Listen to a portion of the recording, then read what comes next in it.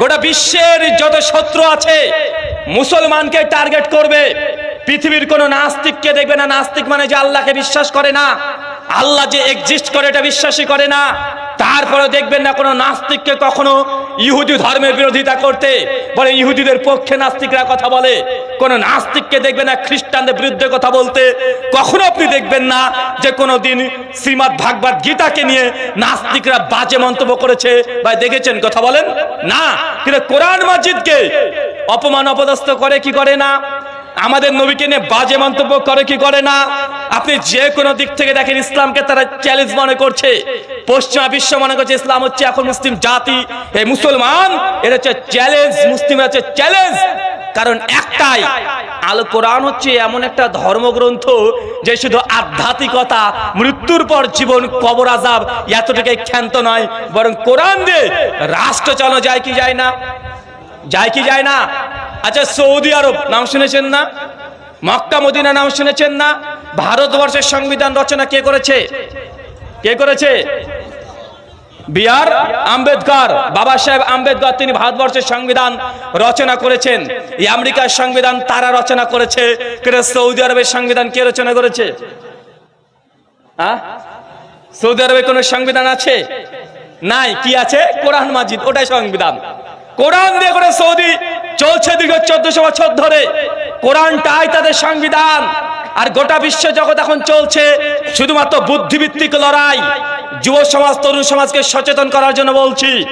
আজকে যে কথাটা বলছি 10 বছর পর তুমি বুঝতে পারবে।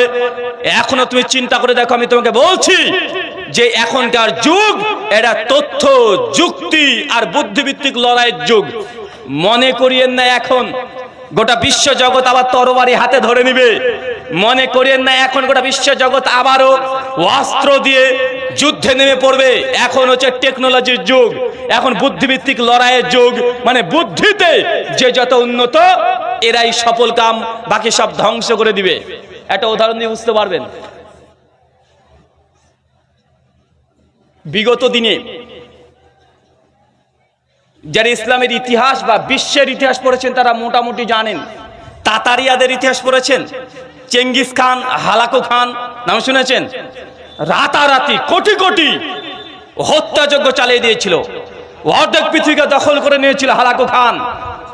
তারপরে মুসলিম জাতিকে দুনিয়া থেকে সরাতে পারে নাই। তারা খুব ভালোভাবে বুঝে নিয়েছে মুসলমান হচ্ছে এমন একটা জাতি যাদেরকে তরবারি দিয়ে দুনিয়া থেকে ধ্বংস করা সম্ভব নয়।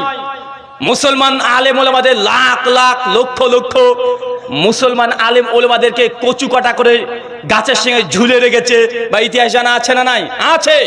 কিন্তু বর্তমানে এগুলো দিয়ে চলছে না। এখন কিসের যুগ? টেকনোলজি, যুক্তি, তথ্য, প্রমাণ, বুদ্ধিভিত্তিক লড়াই চলছে এখন। মনে রাখবেন, নতুন ভাবে এরকম জিনিস দেখতে পাবেন না যে আপনার মেয়ে বা আপনার বোন রাস্তা দিয়ে হেঁটে যাচ্ছে আর অমুসলিমরা এসে আপনার বোনের বুরকা টেনে হিচড়ে খুলে নিয়ে চলে যাবে। এই দৃশ্য আর দেখতে পাবেন না। দেখলেও দুই একটা দেখতে পাবেন, এটা দলবদ্ধ ভাবে সব দিকে করবে, এটা দেখতে পাবেন না। কেন? এখন বুদ্ধিভিত্তিক লড়াই, এটা চক্রান্ত। তাদের পরিকল্পনা হচ্ছে এটা মুসলিম জাতিকে ধ্বংস করার জন্য।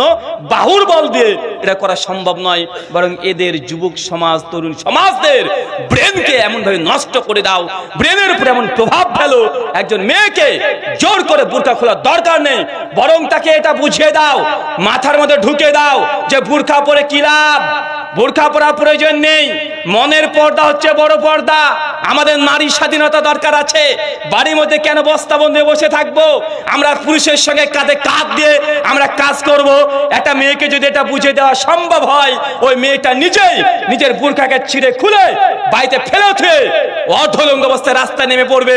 এখন এই তথ্য প্রযুক্তির যুগে এই বুদ্ধিভিত্তিক লড়াই চলছে। মনে করেন না যে অমুসলিমরা আবার এসে আপনার মেয়ের বুরকা খুলে নেবে, খুলবে না।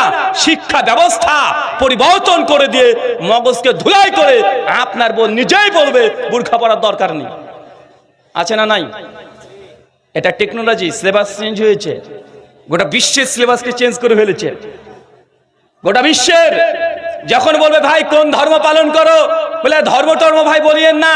আরে মানবতার সেবা করা হচ্ছে মহান ধর্ম, আমি হচ্ছে মানবতাবাদী। চলছে কি চলছে না?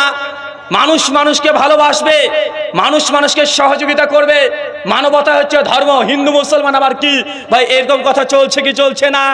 মনে রাখবেন এটা আদর্শ প্রভাব ফেলছে। আমি শুধুমাত্র এতটুকু বলার চেষ্টা করলাম, বোঝানোর চেষ্টা করলাম আল্লাহ নবীর 1400 বছর আগেকার ভবিষ্যৎবাণী মুসলিম জাতির উপরে চতুর্দিকে থেকে কেমন ঝাঁপিয়ে পড়বে, মুসলমানদের উপরে আক্রমণ হবে। বাস্তব দৃষ্টান্ত এখন দেখতে পাচ্ছেন যে দেশটা আমরা 800 বছর শাসন করলাম, আজকে আমরা ভয়ের মধ্যে আছি। কখন না জানি আমাদেরকে টুক করে লাথি মেরে আমাদেরকে এনআরসি করে বের করে দেয়, আছে না নাই? দেখেন ফিলিস্তিন চলছে না ভাই, আজকেও মারামারি চলছে, আজকে মুসলমানের রক্ত নিয়ে হোলি খেলা চলছে। আজকের দিনেও বায়তুল মুকাদ্দাস তারা দখল করে নিয়েছে। ফিলিস্তিনের ভারতবর্ষের বাবরি মসজিদ চলে গেছে, আবার মার্চের মধ্যে বলছে আদিনা মসজিদ নিয়ে ঝামেলা। চতুর্দিক থেকে সব জায়গাতে একটা টার্গেট মুসলমান, আছে না নাই? আছে। এটা 1400 বছর আগেকার ভবিষ্যৎবাণী। সাহাবীরা এই কথা শুনে আল্লাহ নবী বলছে, ইয়া রাসূলুল্লাহ আমাদের উম্মতের উপরে এইভাবে আক্রমণ হবে? আল্লাহ নবী সেদিন কি সংখ্যায় আমরা মুসলিমরা কম থাকবো? আল্লাহ বলছে না না, মোটেও তোমরা সেদিন সংখ্যায় কম থাকবে না, সংখ্যায় এত বেশি থাকবে গণনা করে শেষ করা যাবে না। আমার উম্মত বাড়তে বাড়তে বাড়তে বাড়তে গোটা বিশ্ব যত ছড়িয়ে পড়বে, এমন কোনো কাঁচা পাকা ঘর থাকবে না যেখানে আমার ইসলাম ধর্মের বাণী প্রচার হবে না। প্রত্যেক কাঁচা পাকা বাড়ির মধ্যে ইসলাম প্রবেশ করবে, গোটা বিশ্ব জগতে আমার উম্মত ছড়িয়ে পড়বে। সংখ্যায় তোমরা মোটেও সেদিন কম থাকবে না, মানে অনেক বেশি থাকবে। এখন আমরা অনেক বেশি আছি না নাই? 170 কোটি, চারটেখানে মনে করছেন? 56 খন ইসলামী রাষ্ট্র, চারটেখানে মনে করছেন? 170 কোটি মুসলমান গোটা বিশ্ব জগতে। তারপরে মার খায় কারা? মুসলমানরা। নির্যাতিত করা হচ্ছে মুসলমানরা। যে দেশ নিজেরা শাসন করেছি ওই দেশ নিয়ে আজকে নিজেরা আমরা মানে দ্বন্দ্বের মধ্যে আছি, থাকতে পারবো কি পারবো না। ফিলিস্তিন মুসলমানদের দখল করে নিচ্ছে ইহুদিদের, প্যালেস্টাইন একটা সময় মুসলমানদের গোটাটাই ছিল, সবগুলো দখল করে নিয়েছে, আছে না নাই? কথা বলেন। রোম ছিল মুসলমানদের, দীর্ঘদিন শাসন করেছে, আজকে তারা নিয়ে নিয়েছে। স্পেন মুসলমানরা 1000 বছর শাসন করেছে, আজকে তারা নিয়ে নিয়েছে। গোটা বিশ্ব জগৎ মুসলমানের শাসন করেছে, আজকে সবগুলো হারিয়ে গেছে, আছে না নাই? আছে। নবী বলছেন সংখ্যা তোমরা কম থাকবে না। তবে মুসলিম জাতি ধ্বংসের দুটো কারণ, এক হুব্বুদ দুনিয়া, আমার উম্মত দুনিয়ার প্রেমে হাবুডুবু খাবে। কিসে বলেন তো ভাইজান? দুনিয়ার প্রেম।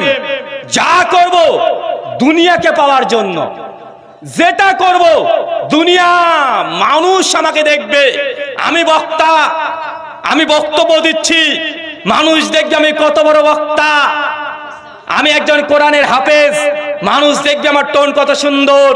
আল্লাহকে খুশি করার জন্য না আমি বক্তা হয়েছি, আমার ফ্যান ফলোয়ার কত, আমি আমার ভালোবাসার ভক্ত যারা আছে তাদেরকে নিয়ে খুশি, আমি বক্তব্য দিচ্ছি আমার ফ্যান ফলোয়ার বাড়ানোর জন্য। কথা বুঝতে পারছেন না ভাইজান? হুব্বুদ দুনিয়া। আল্লাহ নবী বলছেন মুসলিম জাতি ধ্বংসের কারণ যে মুসলমান সবাই দুনিয়ার প্রেমে আসক্ত হয়ে যাবে, যা কাজ করবে সে দুনিয়ার জন্যই করবে।